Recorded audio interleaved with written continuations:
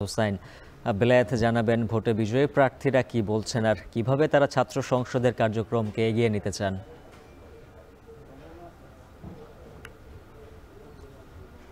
উজ্জ্বল, কিছুক্ষণ আগেই ফলাফল ঘোষণার সকল আনুষ্ঠানিকতা শেষ হয়েছে। প্রধান রিটার্নিং কর্মকর্তা সহ যত রিটার্নিং কর্মকর্তা ছিলেন প্রত্যেকেই একে একে ফলাফলের একজন এক একটি অংশ ফলাফল ঘোষণা করেছেন। ফলাফল ঘোষণার পর এখানে মুহুর্মুহুর স্লোগান হয়েছে, হাততালি দিয়ে করতালি দিয়ে নানাভাবে তারা ফলাফল উদযাপন করেছেন। তারা যারা বিজয়ী হয়েছেন তারা শিক্ষার্থীদেরকে ধন্যবাদ জানিয়েছেন। তবে এই মুহূর্তে আপনাকে নিঃসন্দেহে একটু ফলাফলটা বলে দিতে চাই। যদিও ফলাফল আমাদের টেলিভিশনের স্ক্রিনে ভাসছে, আমরা আবারও একটু বলে দিতে চাই। ভিপি পদে সাদিক কায়েম 14,000-এর বেশি ভোট পেয়ে নির্বাচিত হয়েছেন, যেখানে তার নিকটতম প্রতিদ্বন্দ্বী আবিদুল ইসলাম খান পেয়েছেন 5,708 ভোট, যেখানে ভোটের ব্যবধান 8,000-এর বেশি। জিএস পদে এস এম ফরাদ 10,794 ভোট পেয়েছেন। তার নিকটতম প্রতিদ্বন্দ্বী হামিম পেয়েছেন 5,283 ভোট এবং তারপরেই মেঘমল্লার বসু রয়েছেন 4,949 ভোট। জিএস পদে ফরাদের ব্যবধান 5,000-এরও বেশি। আর এজিএস পদে ছাত্র শিবিরের মহিউদ্দিন খান তিনি পেয়েছেন 11,772 ভোট পেয়ে তিনি বিজয়ী হয়েছেন। এর বাইরে মুক্তিযুদ্ধ ও গণতান্ত্রিক আন্দোলন সম্পাদক পদে বিজয়ী হয়েছেন ফাতেমা তাসনিম জুমা।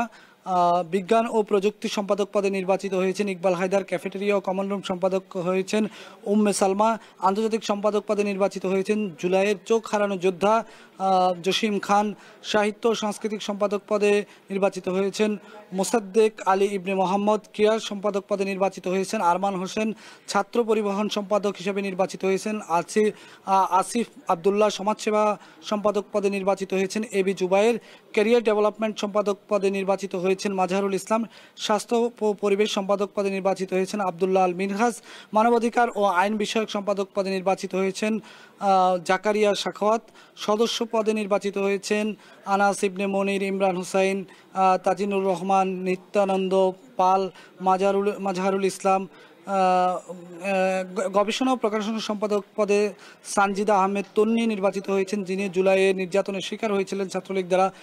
সদস্য পদে নির্বাচিত হয়েছেন বেলাল হোসেন অপু। সদস্য পদে আরও হয়েছেন শাহিনুর রহমান, আফসানা আক্তার, রায়হান উদ্দিন, সর্বমিত্র চাকমা, যিনি ছাত্র শিবিরের প্যানেল থেকে নির্বাচিত হয়েছেন। আর সদস্য পদে প্রথম হয়েছেন সাবিকুন নাহার তামান্না। হেমা চাকমাও তিনি সদস্য পদে নির্বাচিত হয়েছেন। এই ছিল মোটামুটি ঢাকা বিশ্ববিদ্যালয়ের কেন্দ্রীয় ছাত্র সংসদের ফলাফল। এর আগে হল সংসদগুলোর ফলাফল ঘোষণা করেছে। এখানে যারা রিটার্নিং কর্মকর্তারা ছিলেন তারা ফলাফল ঘোষণার মাধ্যমে তারা বলেছেন এই নির্বাচনটি দীর্ঘ সময়ের পর এই নির্বাচনটি একটি ভালো নির্বাচন এবং এই নির্বাচনটি ইতিহাসের অন্যতম একটি সেরা নির্বাচন বলে তারা এই নির্বাচনকে উল্লেখ করেছেন। নির্বাচিত যারা হয়েছেন তাদেরকে অভিনন্দন জানিয়েছেন, তাদেরকে বলেছেন তাদের দায়িত্ব বুঝে নেওয়ার মাধ্যমে এখন তাদের যেই চ্যালেঞ্জগুলো তাদের সামনে আসবে সেই চ্যালেঞ্জগুলো নিয়ে তাদের এগিয়ে যাওয়ার পালা। একই সঙ্গে এই আজকের এই ফলাফল ঘোষণা কেন্দ্র থেকে ঢাকা বিশ্ববিদ্যালয়ের উপাচার্য ডক্টর নিয়াজ আহমেদ খানকে ডাকসুর সভাপতি হিসেবেও ঘোষণা করা হয়েছে আগামী মেয়াদের জন্য, এই 1 বছরের জন্য। তো এখানে আমরা দেখেছি পুরো উৎসব মুখর পরিবেশে নির্বাচন ফলাফল ঘোষণা হয়েছে এবং যারা নির্বাচিত হয়েছেন তাদের সমর্থকরা, তাদের সহপাঠীরা নানাভাবে উদযাপন করেছেন, করতালি দিয়েছেন, নানাভাবে তারা উল্লাস করেছেন। উল্লাস করতে করতে তারা এই রিটার্নিং কর্মকর্তা বা সিনেট ভবন থেকে তারা বেরিয়ে গেছেন। আর যদি বলি যে পুরো রাত ধরে আমরা অপেক্ষায় ছিলাম যে ফলাফল ঘোষণা কখন শেষ হয়। রাতের মধ্যভাগ থেকে ফলাফল ঘোষণা শুরু হয় মূলত 8টি কেন্দ্রে।